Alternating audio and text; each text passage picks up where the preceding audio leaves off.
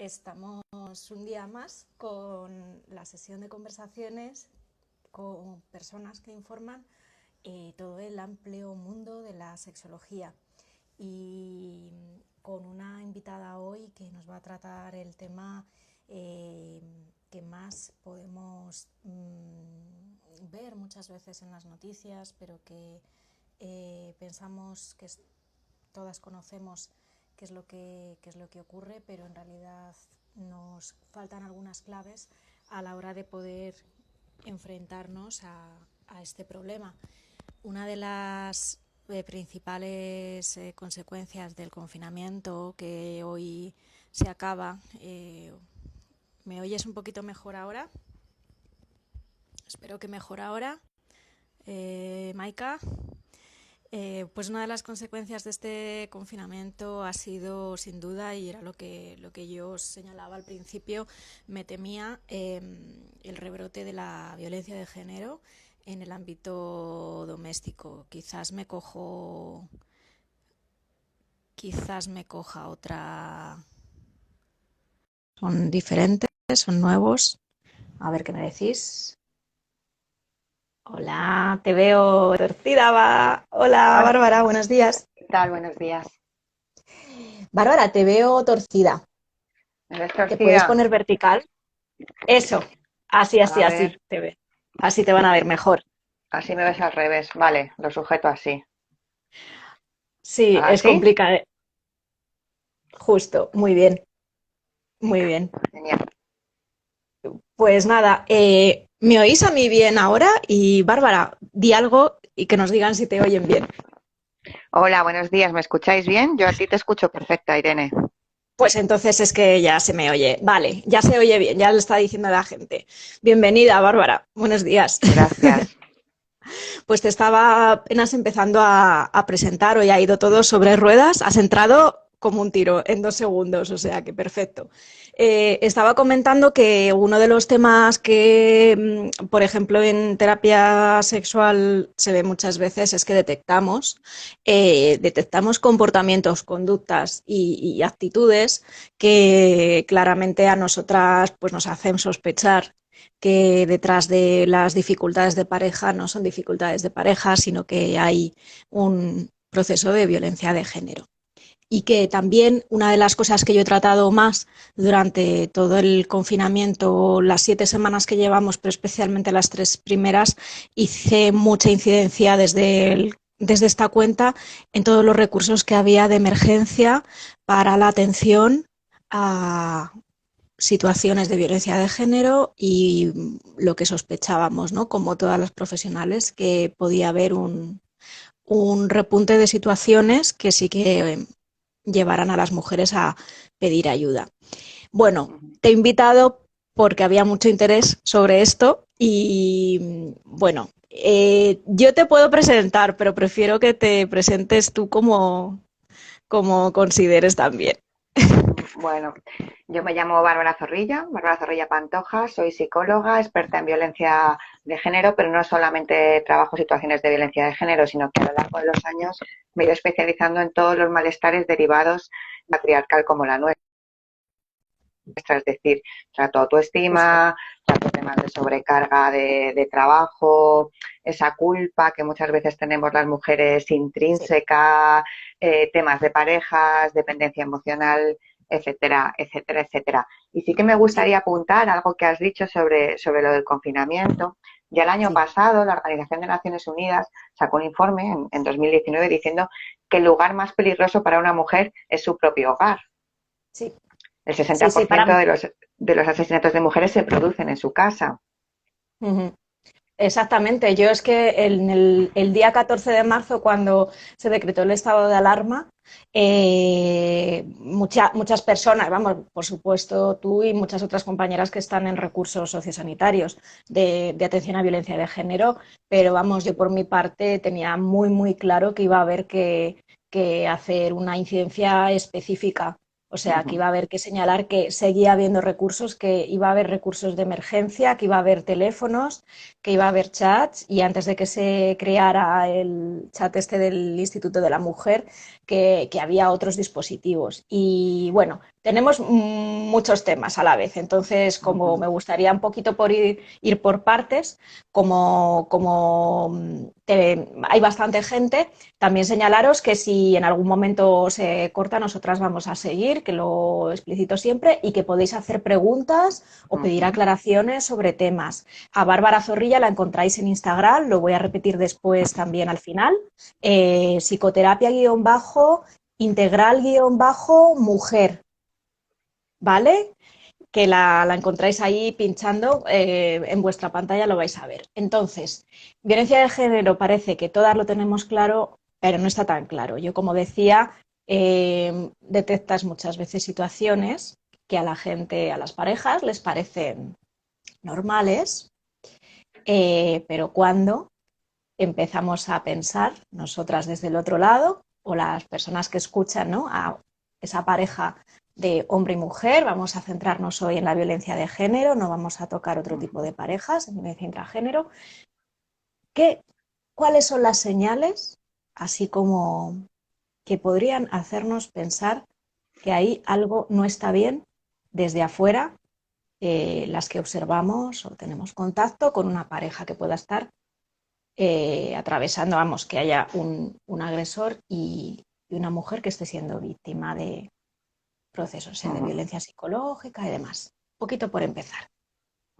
Bueno, qué buena pregunta, porque el gran problema con lo que nos encontramos muchas veces en consulta es que las mujeres no identifican esa violencia, no son capaces de visibilizarse como víctimas. Entonces, desde ahí es muy difícil que se puedan dar cuenta de lo que realmente está ocurriendo. Vivimos en una sociedad donde tenemos tan normalizada la desigualdad y el uso de la violencia y las relaciones abusivas. O sea, tú te vas a un bar a tomar una caña y directamente el chico le dice a ella, anda, cállate, no hagas el ridículo, si no sabes ni de lo que estás hablando. Y ahí nadie dice nada, cuando eso es una situación de violencia.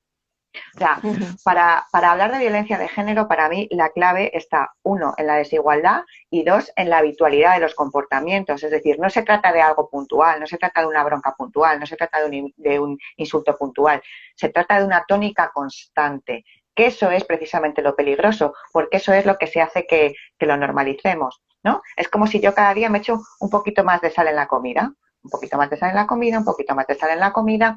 Si alguien viene a mi casa y prueba mi comida, dirá, pero Bárbara, esto no se puede comer porque está muy salado, pero como yo estoy acostumbrada, pues al final no me he dado cuenta. Señales, signos. Pues es que los maltratadores son verdaderos expertos, lo primero, en explotar los puntos débiles de las mujeres, ¿no? Todas las personas tenemos puntos débiles y áreas de mejora. Si yo tengo un complejo, por ejemplo, con mi peso, él va a ir ahí directamente y que va a utilizarlo para dañar mi autoestima, para desvalorizarme. Entonces, por un lado, podemos fijarnos en rasgos de personalidad que comparten los maltratadores. Si bien no tienen un perfil, sí encontramos que son personas inseguras, dependientes, acaparadoras, rígidas, machistas. Esos son ya pistas, ¿no?, de una persona que nos pueden poner en alerta. Y luego el uso de conductas de violencia y de estrategias como la desvalorización, a la que hacía referencia antes, la degradación, el control. El control no solamente es dónde vas, con quién estás, porque el control además es algo que va en aumento, va increciendo, ¿no? Al principio es lo que haces, luego es lo que dices y luego ya es cómo eres directamente. El intentar aislarte. Y el problema también es que todo esto no es muchas veces explícito y claro, no es que te digan, oye, que no te dejo salir.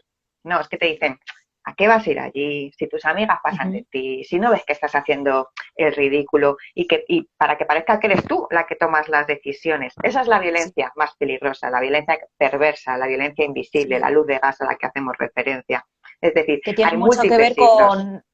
tiene que ver muchísimo con estos chantajitos emocionales para que la gente lo entienda. O sea, con este decir, bueno, tú haz lo que quieras, pero que sepas que a mí no me parece bien. Ni siquiera hace falta decirlo de esta manera, sino hacer un mohín, malas caras, Uh -huh, gestos, uh -huh. ¿no?, situaciones o las consecuencias después también, ¿no? Como que si la chica sale, cuando regresa a casa, pues tiene el morro o todos Uh estos -huh. pequeñas estrategias, ¿no? Como porque yo también a lo mejor nosotras trabajamos mucho más con el concepto de violencia, nos parece como más normal, soltarlo así. Y la gente siempre piensa que la violencia, ya sabes, Bárbara, que es un bofetón, ¿no? Como que te crucen la cara, pero la violencia no es eso. La gran mayoría de la violencia de género tiene que ver con la violencia psicológica, otras formas de violencia, pues sobre los hijos, financiera. Bueno, me gustaría que hablaras un poquito de los tipos de violencia, ¿no? Que no es solo la violencia de la agresión física, el llegar a las manos y lo que la gente piensa y lo que se ha hecho también muchas veces representando la violencia en campañas, la campaña del ojo morado y este tipo de cosas. No, la violencia, nosotras estamos hablando de muchas otras cosas que están antes y por debajo de eso. ¿Podrías hablar un poquillo de esos tipos de violencia? Claro.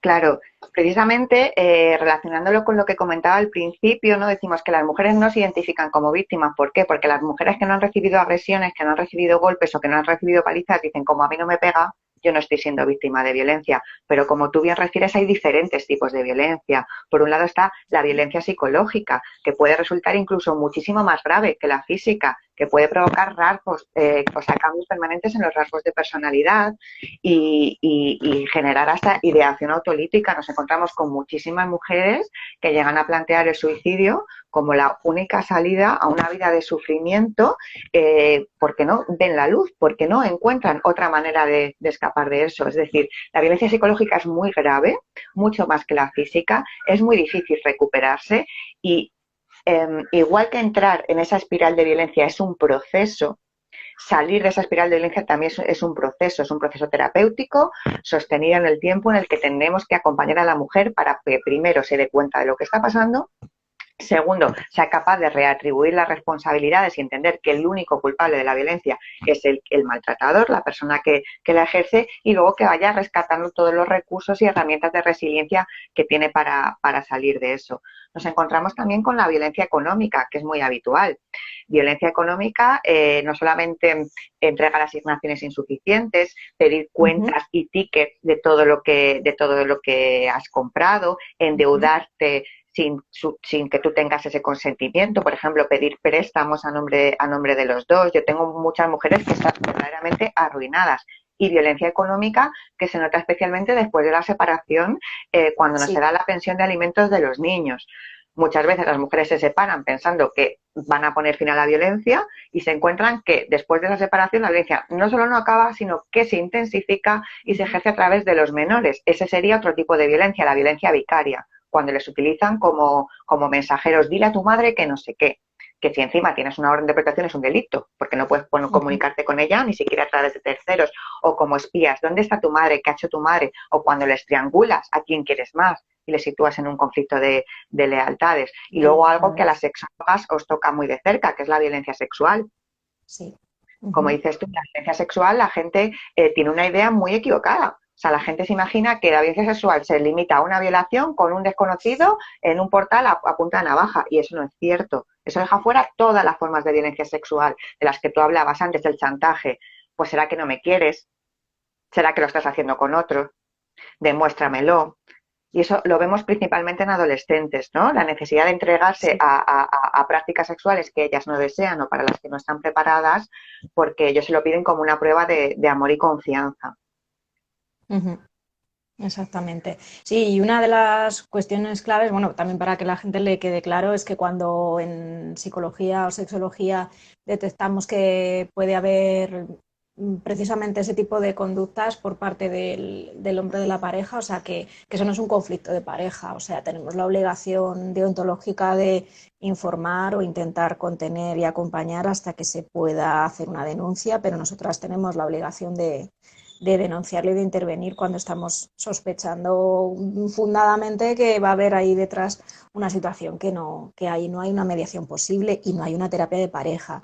Pero es verdad que en ocasiones lo que tenemos que hacer es como contener hasta que esté la persona que está siendo víctima de agresiones hasta que se atreva o poder sostener hasta poder derivar a un recurso, etcétera, etcétera. Y por otro lado, no hacer nunca la terapia de pareja conjunta, sino si acaso contener también y sostener hasta que podemos decir esto ya amerita una denuncia y hay que llevarlo por otras vías, pero vamos, no, porque me he encontrado casos, ¿no? Y también me han llegado casos de, o sea, la mediación, tú lo sabes, la mediación es que está absolutamente desaconsejada, prohibida. No, no hay mediación posible, aunque te lo solicite la propia pareja.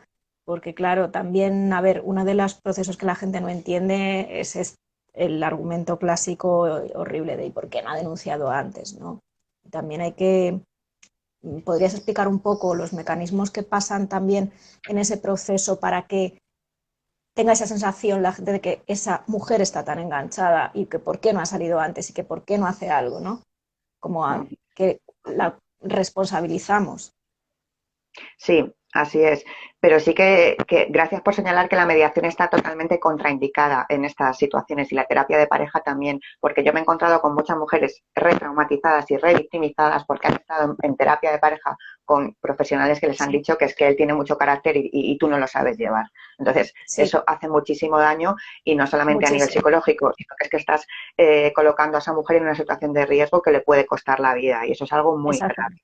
Hay que tener Es mucho muy grave. cuidado. Si lo haces, o sea, yo vaya por delante, pero lo digo que también me han llegado casos así, Bárbara, de lo que tú dices de otras profesionales, y lo voy a poner muy entre comillas, porque no, si no hay una sensibilización en violencia de género, podemos hacer intervenciones que éticamente son totalmente cuestionables y que yo por mi parte, a mí me llega esto y yo denuncio al Colegio de la Psicología, pero directamente, porque precisamente estamos poniendo en riesgo a una mujer, eventualmente a sus hijos y desde luego es como no entiendo por qué se siguen haciendo estos procesos, ¿eh? Y hay gente, pero claro, lo entiendo por la parte de que en este pequeño gran síndrome de Estocolmo, que las mujeres que después superan la violencia viven, ellas mismas en ocasiones solicitan esa terapia de pareja como manera de él va a cambiar, porque sí, un poco a ver si puedes comentar un poquito sobre esto, ¿no? Como esta idea que tienen fija de él cambiará, él volverá a ser el que fue, del que me enamoré, ¿no? Esta luna de miel. Ujú. Que a lo mejor hemos empezado por el final y no hemos explicado al principio que, claro, todo esto es como un tarro de miel en el cual ya estás metida. Efectivamente, efectivamente. La violencia funciona en escalada, es decir, al principio es de baja intensidad, es insidiosa, empieza con lo que nosotras creemos que son formas de protección o de cuidado. Te mando 27.000 WhatsApp, te acompaño, te voy a buscar. No hace falta que te compres el abono de transporte, mujer. Si yo voy y vengo a por ti todas las veces, que para eso estoy, que yo te quiero mucho, y sin darte cuenta, te va robando autonomía, porque el día que él no quiere ir a buscarte, tú no tienes abono de transporte para moverte. O sea, es un ejemplo absurdo, pero es Sí, para que me entendáis, sí. ¿no? O sea, ese poco a poco, ese, como dices tú, ese tarro de miel en el que ya se va metiendo, utilizamos mucho la metáfora de la rana en el agua, supongo que la Mm. conoces, ¿no? O sea, ya sabemos que si cogemos una rana y la echamos en agua hirviendo, la rana dice, uy, que me quemo, y salta. Pero si tú coges la rana y la echas en agua calentita y poquito a poquito va subiendo la temperatura, esa rana está tan tranquila y esa rana al final muere ahogada y muere cocinada porque no se ha dado cuenta del aumento. Ese es el problema, que vamos aumentando el umbral de tolerancia conforme vamos subiendo esa escalera de la violencia. Entonces, mecanismos que mantienen a una mujer en una situación abusiva, que es para ceñirme a la pregunta que me hacías. Hablabas tú de la esperanza de cambio. Tiene mucho que ver también con la inducción de culpa, es decir, los maltratadores constantemente hacen creer a la mujer que su comportamiento agresivo es consecuencia de sus taras y de sus defectos. Si tú no te hubieras sido, yo no me pongo de esta manera. Mira lo que me haces hacer. Al final la mujer se siente culpable, con lo cual se siente con la autoestima más dañada. Pero lo que es más peligroso es que si yo tengo la culpa de algo, entonces, si yo lo hago bien, si yo cambio, él va a cambiar. Y esa falacia se mantiene, sobre todo cuando vemos que hay otro de los mecanismos que ellos ponen en marcha, que es la intermitencia del trato bueno, trato malo. Ellos no son siempre malos, ellos a veces son maravillosos, sobre todo al principio, son encantadores, verdaderos príncipes azules. Como iréis comprobando, cuando hagáis la historia de pareja a una mujer, estos principios de las relaciones son siempre, bueno, idílicos, son siempre maravillosos, nunca se han sentido tan queridas, tan atendidas, tan pendientes, tan respetadas. Eso es algo en común que vamos a encontrar. Eso y la rapidez. en la convivencia o en afianzar ese O sea, compromiso. irse a convivir muy pronto. Claro, porque es Vale. lo que tiene prisa. Realmente hemos dicho que los maltratadores son personas muy dependientes, necesitan Ujú, del otro. O sea, si al final un maltratador está machacando tu autoestima y te está diciendo que tú no sirves para nada, él así se siente más fuerte, ejerciendo control sobre ti, ejerce control sobre el mundo, con lo cual te necesita mucho más él que tú, ujú, pero ujú. te hace creer que eso es al revés. Entonces, ¿qué va gestando a través de esa disminución de la autoestima, a través de ese aislamiento? Es decir, como tú no te relacionas con otras personas, primero no ves otros modelos de pareja alternativos e igualitarios, no recibes otros mensajes de que tú eres una tía válida, capaz y competente, sino que el que recibes es sin mí no eres nada y nadie te va a querer como yo porque no eres para nada. Todo eso se va gestando una dependencia. Ujú. Dependencia, baja autoestima, esperanza de cambio, intermitencia del afecto, a veces es bueno, a veces es malo. Pues eso es lo que crea el caldo de cultivo por lo que cuesta tanto contarlo. Luego emociones, el miedo. O sea, el miedo Ujú. es una emoción que limita Ahí, muchísimo. ahí. No solo la Ujú, reacción del agresor, sino a no ser creída, porque ¿quién te va a ujú, creer si tú eres loca? ujú, ¿No? Porque ujú. nos encontramos, cuando he tenido que acompañar a mujeres a juicios, mujeres que están desquiciadas Sí. totalmente, normal con lo que les está pasando, con un Ujú. estrés y con una hiperactivación fisiológica aquí, incluso medicadas, y ellos, tíos, perfectamente íntegros, contestando con toda la tranquilidad del mundo, fríos y perversos. Entonces tienen mucho miedo, por ejemplo, a perder la custodia de los menores. Sí.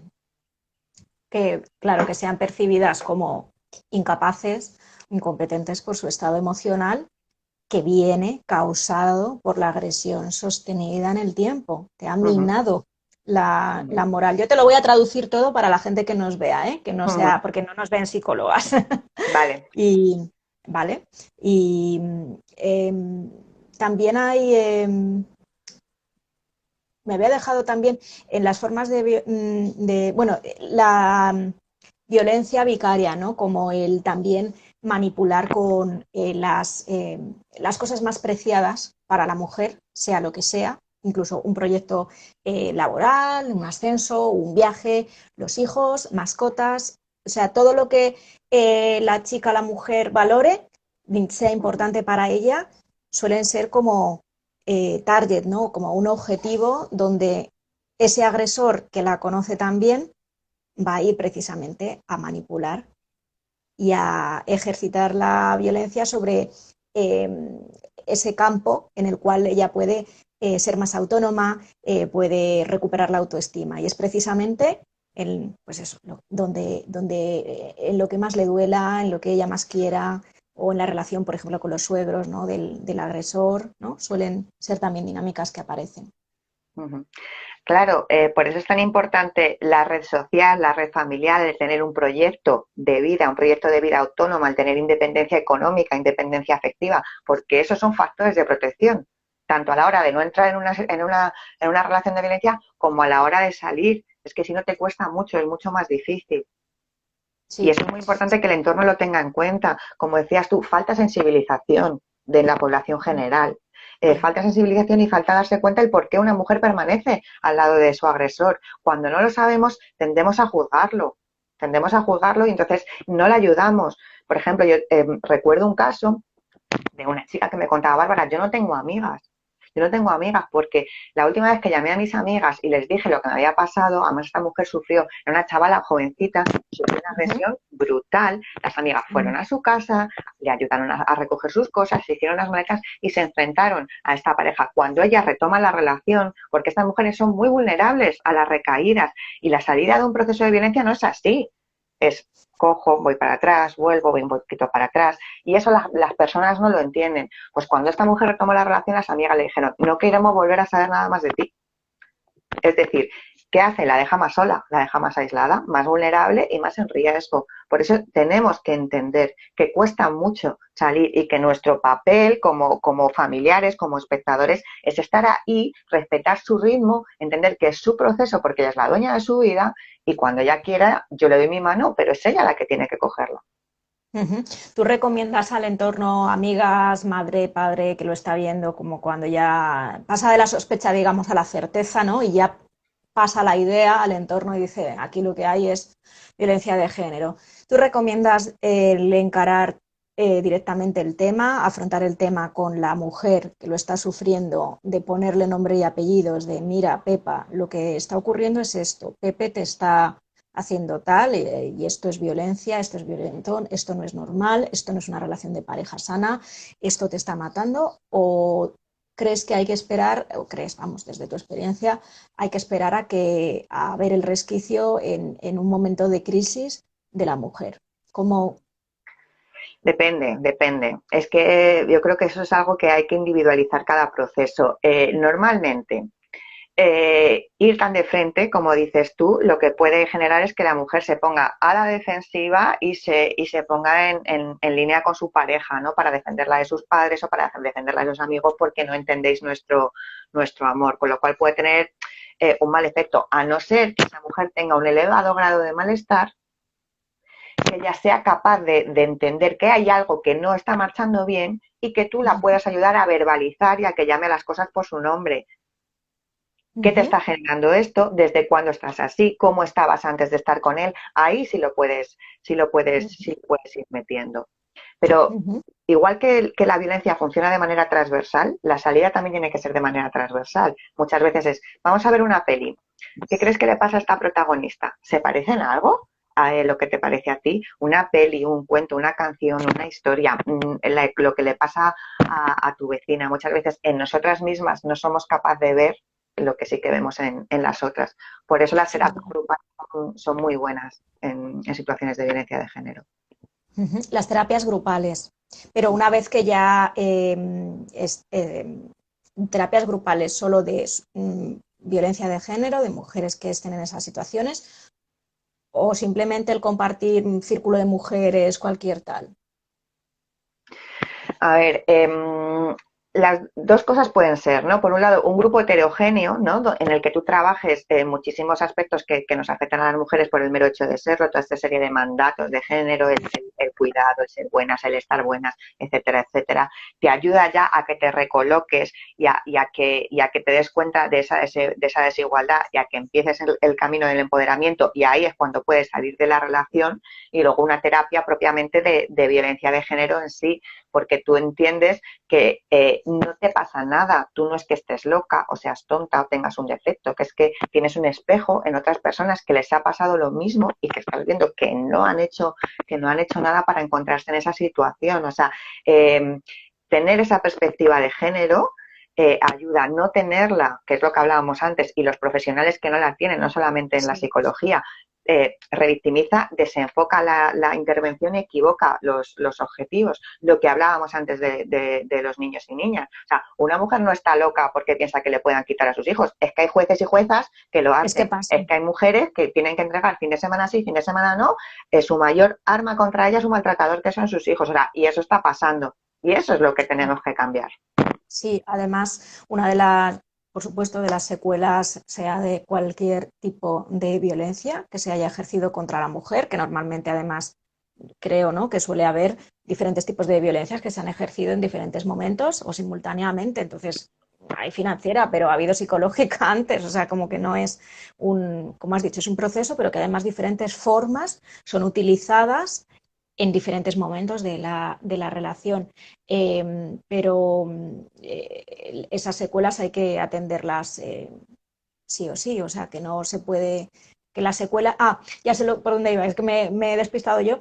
Quiero decir que precisamente ese miedo viene de algo tan real como que la mayoría de las secuelas, la gran mayoría, suelen ser psicológicas.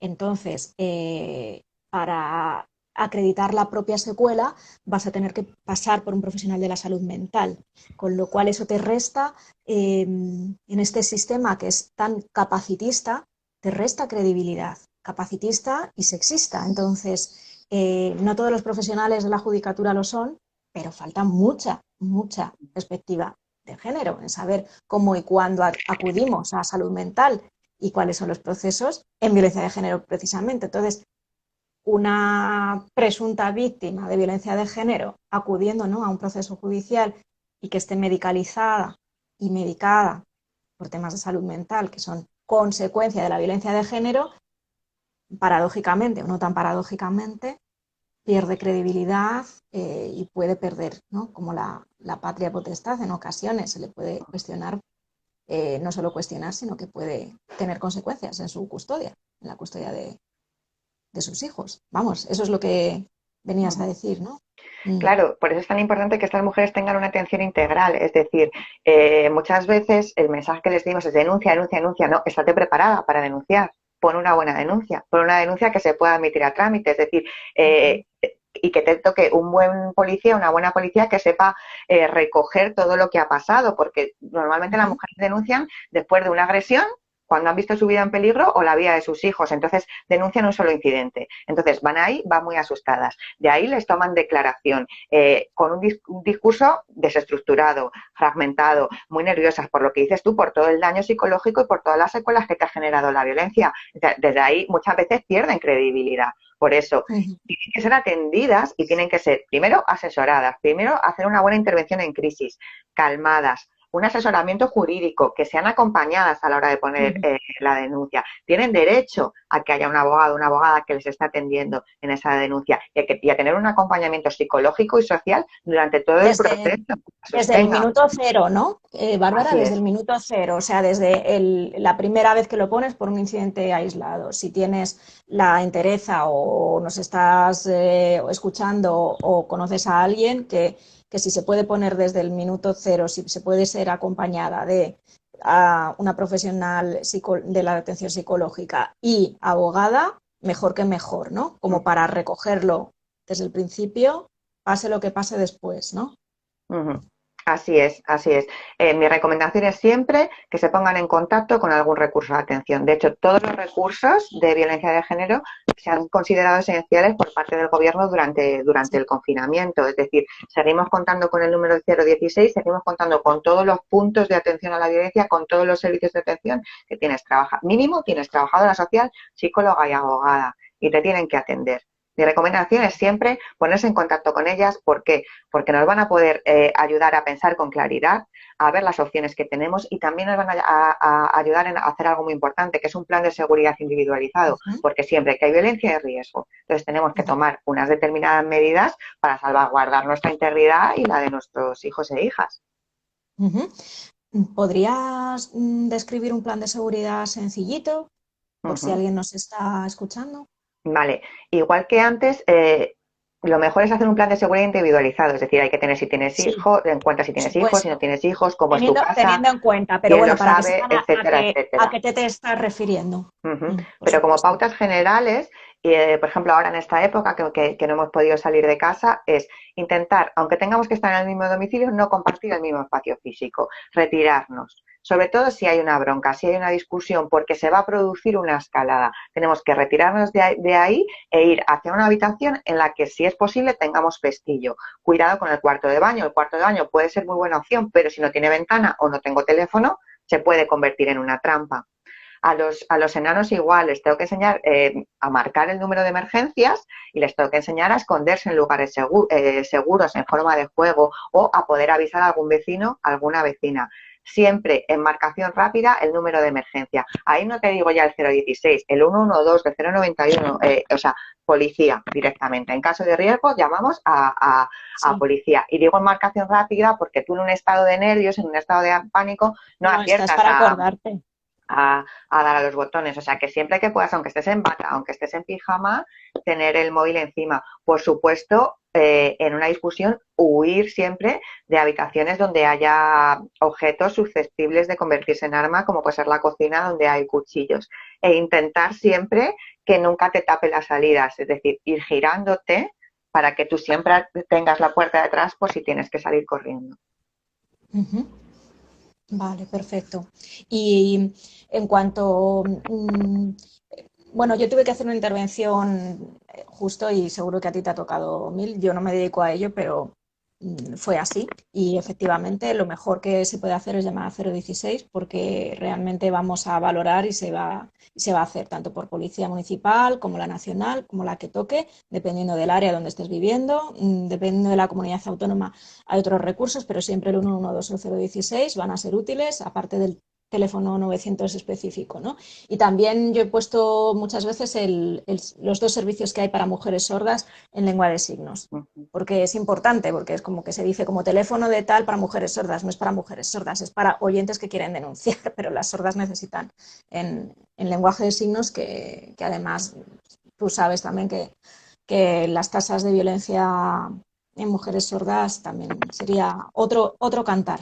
Ujú. Vale, en cuanto a si ya en una situación en la cual no es un conflicto ahí vivo en el momento y de repente empieza a abrirse un camino la idea en la mujer de que en unos días, en cuanto se va aquieten un poquito las aguas, desea marcharse de casa, ¿cuál sería la documentación o las cosas básicas que tiene que tener en cuenta para Ujú. salir de la casa? Ah, ahí la recomendación es que siempre que puedan, sobre todo por si tienen que salir corriendo, tengan una bolsa y en la bolsa tengan, como dices tú, documentación importante, DNI, tarjeta de la Seguridad Social, escrituras de la casa, libro de familia, todo lo que puedan utilizar, medicación de los menores, llaves de casa, llaves del coche, que siempre lo tengan ahí. Bueno, ha quedado claro que aunque estemos en estado de alarma, las mujeres pueden salir de Sí, su sí, domicilio a sí, hacer sí, una sí, denuncia, o sea, que ninguna deje de hacerlo sí, sí. por esto que está pasando. Y para mí es que otra vez el llamamiento es al entorno. Nos estamos Sí. encontrando con que en esta situación han aumentado muchísimo las llamadas y las atenciones, pero han disminuido muchísimo las denuncias. Es decir, las mujeres no están denunciando, están más asustadas que nunca y están aguantando más que nunca. Por eso somos nosotros los que, si escuchamos un grito, una discusión, una bronca, un golpe, tenemos que llamar a la policía.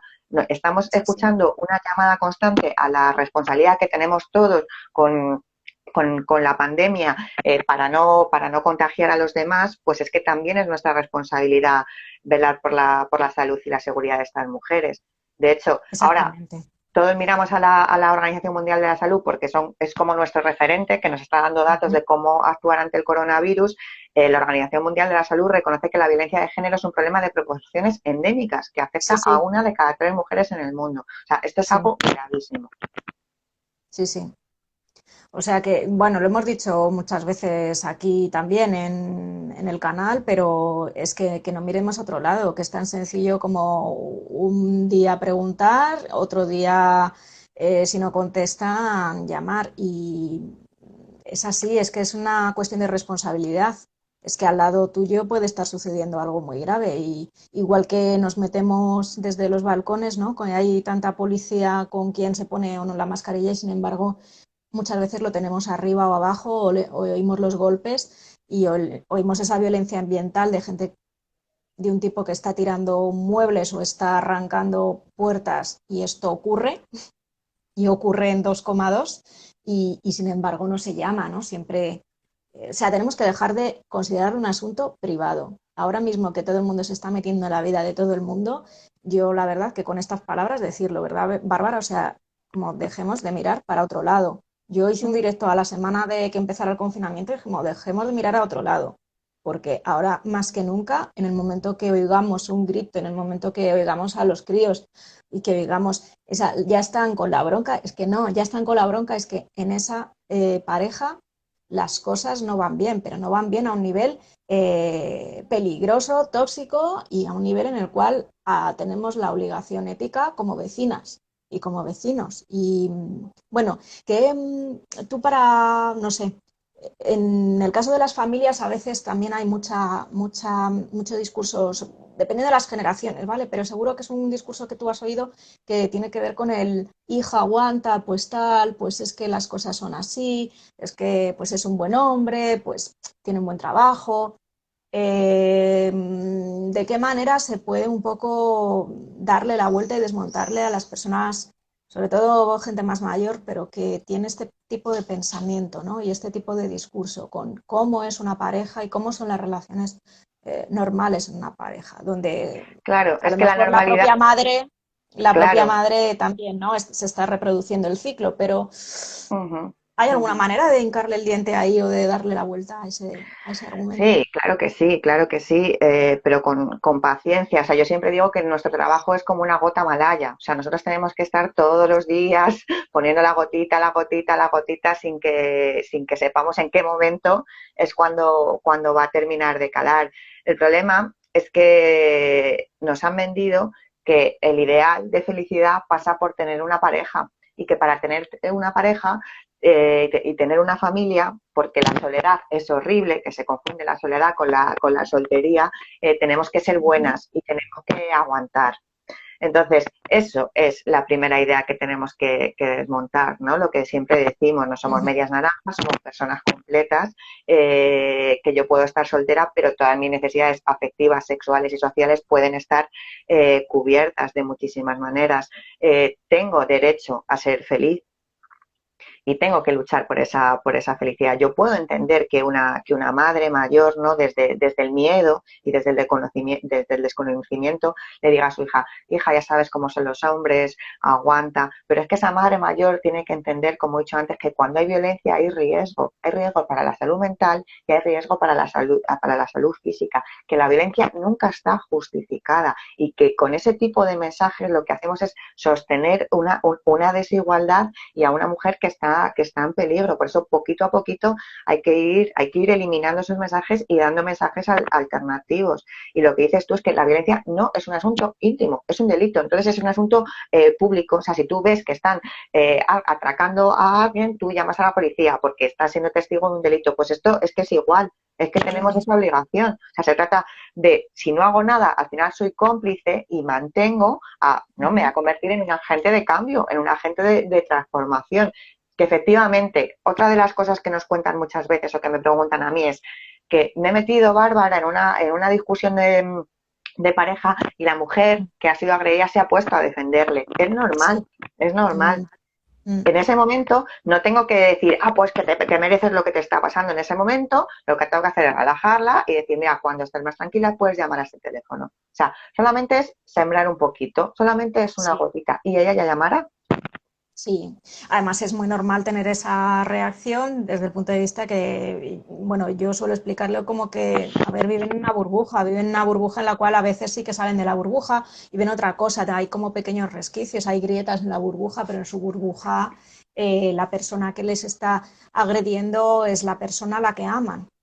Y Ujú. tenemos que convivir con que los seres humanos somos complejos y más en una situación de violencia hay tantos procesos psicológicos que tú has explicado al principio que hacen que esa mujer efectivamente no denuncie, no solo no quiera denunciar, sino que aunque le acabe de agredir y le haya pegado una paliza, va a seguir defendiendo, porque ella está abducida, ella está en Matrix. Así es, así Hay es, que así saber que es. ella está en otra, no es una Ujú. situación normal, la violencia no es normal, no es un estado psicológico normal, Así es es. como, Y ese sentimiento de lealtad hacia el agresor la encontramos prácticamente casi siempre. Otra metáfora que nos puede ayudar a entender esto es el de la mujer bonsai, ¿no? La mujer sería como un árbol, ¿no? Y el maltratador sería como el jardinero que la va cortando sus enlaces con el exterior, la va haciendo pequeñita, pero a la vez es el que la riega, a la vez es el que le da el abono, es decir, las únicas dosis de cariño y de atención que acaba por recibir vienen de él, con lo cual es totalmente dependiente ese bonsai de ese jardinero. Algo así le pasa a la mujer. Y es que el sí, amor es una forma de poder y el poder es una moneda de dos caras. Yo puedo utilizar ese poder para ayudarte, para mejorar tu crecimiento personal o para hundirte. Pero solemos confundir, ¿no? Muchas veces intentamos aclarar mucho el concepto de amor y el concepto de los afectos. Cuando yo digo sí, afecto, todo el mundo lo entendemos como algo positivo, pero es que hay afectos negativos, afectos que destruyen y no dejan de ser afectos y enganchan mucho. sí, sí, sí, sí, y los vínculos son necesarios para la vida, pero hay vínculos que nos destrozan y que hay que saber que habrá que cortarlos y que no hay otra manera, que hay vínculos que no son transformables, hay relaciones que no se van a salvar y hay que aceptarlo. Y si en esas relaciones que no se van a salvar, además, al final reconocemos que son situaciones de violencia de género, no son salvables solo por eso, precisamente.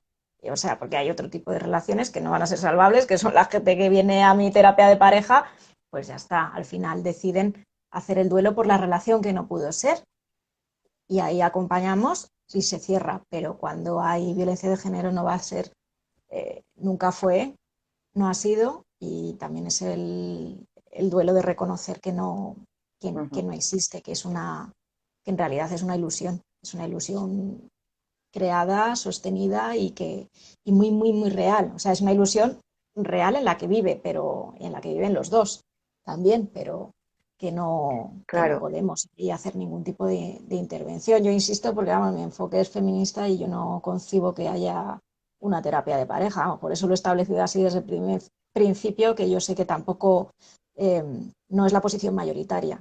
Vamos, no tan explícitamente, tú lo sabes, pero que evidentemente porque podemos intentar hacer mejoras, pero vamos, yo he tenido casos o me han consultado y es como aquí no, no, ujú. gracias, aquí no se va, no, no es esto. No necesitáis un divorcio y tendréis suerte si tenéis una mediadora en el proceso, pues para hacerlo de mutuo acuerdo, pero vamos, poner tierra cuanto antes, o sea, sal corriendo. Bueno, hemos repasado un poquito el rol de la familia. Sí me gustaría un poco las amigas, que al final digamos que son los dos grandes apoyos que pueden tener las mujeres que estén en esta situación. Y, y bueno, de nuevo un poco insistir en que es una manera de estar acompañando a tu amiga que es muy fatigante, que puede ser muy desgastante, que puede ser frustrante, pero que lo mejor que puedes hacer por ella es el estar ahí, simplemente esperar y esperar al momento en el cual ella quiera y que la, eh, el plazo puede ser meses, años, ¿no? Que Ujú. realmente... Y quería también un poco que me dijeras qué tipo de mujeres sufren la violencia de género. Bueno, todas las mujeres de todas las edades, de todas las razas, de todas las religiones, de todos los países, de todos los niveles económicos, sociales y educativos, sufrimos la violencia, porque no hay nada en nosotras que no sea el hecho de ser mujer que nos haga sufrir la violencia. Es decir, cualquiera de nosotras, tú y yo, podemos ser potenciales víctimas. Evidentemente tenemos factores de protección, es decir, una sana autoestima, una autonomía afectiva, una formación feminista, una red social, una autonomía económica nos puede proteger a la hora de vernos inmersas en una relación abusiva, pero es que es muy fácil entrar en esas relaciones y es muy difícil salir de ellas. Ujú. Vamos, que pasa en las mejores familias, que pasa también, nos pasa a las feministas, cosa que nos hemos encontrado también muchas veces de pensaba que a mí no me podía pasar esto. Estaba intentando leer algunos comentarios, si queréis hacer alguna pregunta, vuelvo a decir. Está claro que cuando hay maltrato, la terapia de pareja es como la mediación, no existe, dice una persona. Y otra dice, te lo digo yo, que he hecho una asignatura como tal y sé lo que es la mediación, pero la mediación está prohibida en la violencia de género porque vulnera los derechos de la mujer. Una persona que tuvo una relación de violencia, de la cual ya salió, pero dice que las secuelas, que fue muy difícil, que eh, se quedó con una depresión, que ahora tiene una pareja que la respeta y que la ama pero que psicológicamente la relación anterior la destrozó. Es una de las cosas que resulta muy difícil expresar, pero las secuelas esas, las secuelas psicológicas, yo creo que es que son las grandes desconocidas, o sea que cuando ya se ha roto la relación, ha pasado un año, han pasado 2 años, que todavía hay secuelas, o sea, que son procesos de los que se sale pero son largos. Y tú acompañas, ¿verdad? En esa fase como psicoterapeuta, ¿verdad? También a clientas. Sí, así es. De hecho, por ejemplo, una paciente que me vino hace poquito y ella lo que me comentaba es que era una chica jovencita, de 20 pocos años, había tenido una relación de violencia de 10 años desde la adolescencia, es decir, su manera de aprender a vincularse había sido desde ahí, ¿no? Su patrón, ¿no? En la adolescencia aprendemos las pautas que luego vamos a repetir el resto de nuestra vida.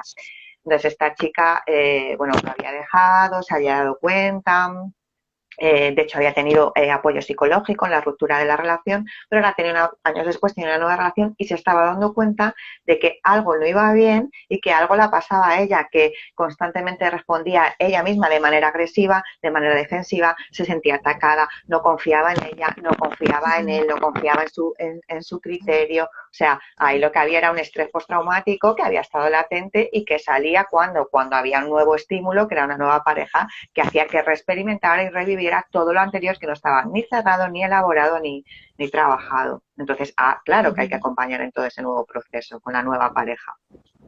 Mira, te preguntan en este sentido, ¿recomiendas terapia después del maltrato para las secuelas o con el tiempo mejora? Y dice también, 10 años de relación y si se pudo recuperar esta clienta tuya. Y Sí. otra pregunta vinculada, te las lanzo las tres porque tienen que ver, ¿vale? Al hilo de lo que decías, que es, entiendo que no hay terapia de pareja, pero entiendo que se planteará desde una contención para que la persona no se ponga a la defensiva y pueda comenzar el proceso, ¿no? O lo planteas, la terapia, desde el inicio. No, yo lo planteo desde el inicio. Además, yo no atiendo a agresores, yo no atiendo a maltratadores. Sí que hay recursos de reeducación y de rehabilitación de agresores a los que se les puede derivar. ¿Cuál es el problema de los agresores? Que te dicen que van a cambiar o que van a dejar. Uno, muchas veces cuando hay un problema de drogodependencias solemos equivocarnos y pensar que el alcohol es la causa de esa drogodependencia. Entonces, cariño, que ya dejar de beber y entonces voy a estar bien. O yo no sé si a lo mejor las personas que habéis estado aquí habéis bebido y se habéis emborrachado. Yo sí, y nunca me ha dado por pegar a nadie. A mí me da por bailar sevillanas, cantar flamenco y reírme. O sea, que el alcohol no es el problema es lo que está dentro de ti. Pero bueno, que no me quiero ir por ahí. Y dicen que van a cambiar, pero es para que no la dejen, ¿vale? O sea, para que no le dejen. Disculpa, o para que no le pongan una pena. Cuando tú no tienes una motivación hacia la intervención y tú no tienes una visión autocrítica y tú no eres capaz de entender que eres responsable de eso que está pasando y que necesitas cambiar y que necesitas ayuda, entonces desde ahí es que no hay cambio posible. Y hay que plantearlo tal cual. O al menos ese es mi estilo de trabajar. ¿Cuál era la otra pregunta? Entonces, si tú plantearías la psicoterapia desde el principio del proceso en el cual la mujer se da cuenta de que desea salir pero que necesita ayuda, desde el principio de la judicialización, ¿vale? Uh-huh. Y la contención, dice, pero entiendo que se planteará la terapia desde una contención para que la persona no se ponga a la defensiva, la víctima en este caso, ¿vale? No se ponga a la defensiva y pueda comenzar el proceso. Tú tienes que valorar y hacer una evaluación previa de cómo está la mujer, de en qué punto está, cómo funciona, cuáles son sus atribuciones causales y en función de eso y de las habilidades básicas que tengas como terapeuta, entonces trabajas con ella, ¿no? Puedes decirle, hay mujeres que no las puedes decir directamente lo que te pasa es que tu pareja es un agresor, sino bueno, e empiezas a hablar de problemas en la pareja, pero tú intentas que venga ella a terapia. Vente, lo exploramos desde ti para que tengas tu propio espacio, para que en este sitio seas tú la protagonista, para que puedas hablar con libertad y poco a poco es donde ella se puede ir soltando y es ella la que se tiene que dar cuenta de lo que le está pasando. Se plantea desde ahí a cada mujer de manera diferente. Aquí no hay Vale. protocolos cerrados. Desde luego, tiene que ser una intervención individualizada. Y otra pregunta que te hacen es si recomiendas terapia después del maltrato para las secuelas o con el tiempo mejora. A ver, las cosas no se curan solo con el paso del tiempo, ¿no? Esto es como cuando la gente dice, no, con el paso del tiempo maduras. No, maduras con las experiencias y en cómo integras y elaboras tú esas experiencias. ¿Todas las mujeres que han Muchas sufrido violencia de gracias. género necesitan una intervención psicoterapéutica? No, depende de sus factores, de su apoyo, de su grado de resiliencia, de la capacidad para salir fortalecidas, de cómo han colocado eso ellas que les ha pasado. ¿Recomendable? Muchas veces sí, porque el problema es que la violencia confunde, rompe, desestructura, crea un trauma y desde ahí tú no sales a la vida en condiciones óptimas. Exactamente, no, y no eres la que eras antes de esa, Uh-huh. de esa relación. Y sea esa relación corta o larga, que a veces tenemos, quiero decir, el trauma es el trauma. Y puede ser trauma grandote o trauma pequeñito, si tienes Uh-huh. suerte, pero que qué bien contado. me dicen unas sexólogas y que qué bien contado, Bárbara, que qué bien lo cuentas. Que apoyarse en la familia es importante y que no cambian nunca. Hay muchos comentarios de efectivamente no cambian nunca, muchas mujeres que nos están escuchando que lo han vivido. Ujú. Así es. Eh, A ver, yo no puedo decir no cambian nunca. El otro día estaba hablando con un psicólogo bastante Ujú, reputado, que no voy a ujú, decir el nombre, y estaba diciendo ujú. que el problema es que ellos tienen trastornos de personalidad y que desde ahí hay que trabajarlos, hay que entenderlos, etcétera, Claro. etcétera. Y le está diciendo, ya, pero es que mi trabajo es la intervención con víctimas. Entonces, yo a una mujer no le puedo dar una falsa esperanza. Si alguien quiere cambiar, cambia. Si no quiere cambiar, no cambia. ¿Cuál es el problema? Que y además esto es una cosa que nos sirve también como herramienta de intervención y como herramienta de tratamiento, ¿no? Cuando ella se siente culpable, es lo que comentaba antes, esa esperanza de cambio. Es decir, si tú tienes la culpa de que él se enfade cuando tú sales con tus amigas, entonces entiendo que tú has hecho otras cosas en la vida como dejar de salir con tus amigas para que él no se enfade, ¿verdad? Sí, pero a que se ha Ujú. seguido enfadando, sí, a que da igual lo que hagas tú, sí, ¿por qué? Porque la violencia no depende de ti, depende de él, con lo cual tú no eres responsable de eso.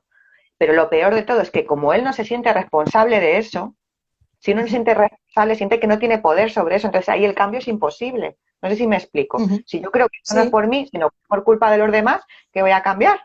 Si no está en mi mano. jamás. Sí.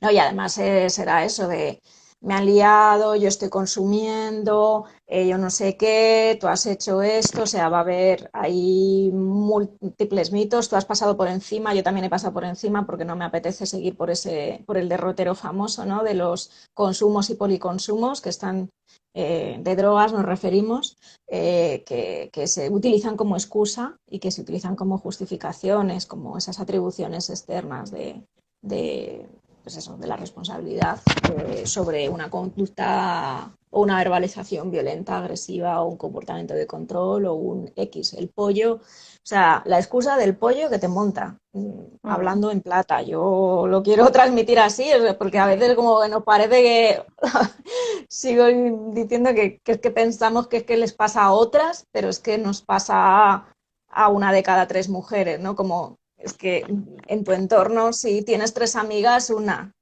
ujú, Eh, entonces, bueno, lo he hecho mal la proporción. Bárbara, veo que quedan unos 5 minutos.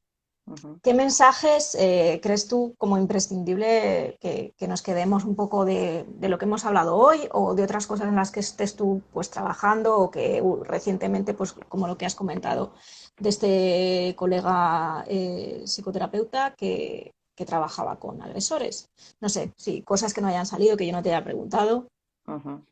Bueno, pues como mensaje, que aunque ellos minimicen, justifiquen, olviden, eviten, tenemos que tener claro que la violencia nunca está justificada, nunca, que es intolerable. Ya está, es que aquí hay un mensaje claro y es que tenemos que estar al lado de las víctimas, o sea, es que si no, eres parte del problema, es que si no, de alguna manera estás contribuyendo a que eso suceda. Así que ahí, para mi punto de vista, hay que ser inflexible directamente, no puedo con las tibiezas.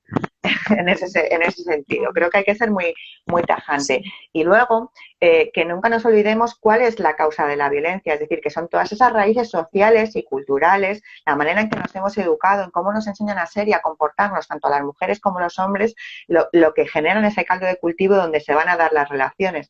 Por eso te comentaba al principio, yo no solo trato temas de violencia de género, sí, sino que mi terapia es con perspectiva de género. Entiendo sí. cómo nos ha influido todos esos mensajes que nos han dado de cómo tenemos que ser para que nos quieran, para que nos acepten, para tener éxito en la vida y qué consecuencias tiene eso en la construcción de nuestra identidad y de nuestras relaciones. Trabajar desde ahí es muy importante y con ellos también. Estaba atendiendo a un chico el otro día que yo le decía, un chico también jovencito, le decía, ¿y a quién le cuentas esto? ¿No se lo cuentas a tus amigos? Me dice, ¿yo? ¿A mis colegas? ¿Tú estás loca? Se van a reír, no lo Sí. van a entender. Yo esto solo te lo cuento a ti. Es decir, ellos, la necesidad de pedir ayuda, de mostrarse sensibles, de no entender algo, de no tener que estar haciéndose los duros todo el rato, de estar Sí. defendiendo todo el rato, sobre ellos también pesan mandatos de género Ujú. y presiones de Desde luego. género. O sea, que el machismo es algo que nos perjudica a todos. que es algo que también tenemos que transmitir, ¿no? Porque cuando hablamos de machismo parece que hay muchos hombres que se ponen a la defensiva, que yo lo entiendo, porque claro, perder privilegios a nadie le gusta. Desde ahí lo puedo comprender, pero te tienen que dar cuenta de que tú vas a perder unos privilegios, pero que vas a ganar otros, como poder ser tú, poder cuidar, poder pedir ayuda, poder encargarte de tus hijos e hijas. Sí. La perspectiva de género para mí es una categoría de análisis, una manera de mirar el mundo y yo no sabría trabajar sin ella. Te quería dar las gracias, nos quedan 20 segunditos y no quería que se cortara esto. Mil gracias, la encontráis a Bárbara Zorrilla en psicoterapia-integral-mujer. Vamos a dejar el directo grabado, sí, lo hemos dicho, se lo voy a pasar a Bárbara también. Mil gracias por tu tiempo y por tu sabiduría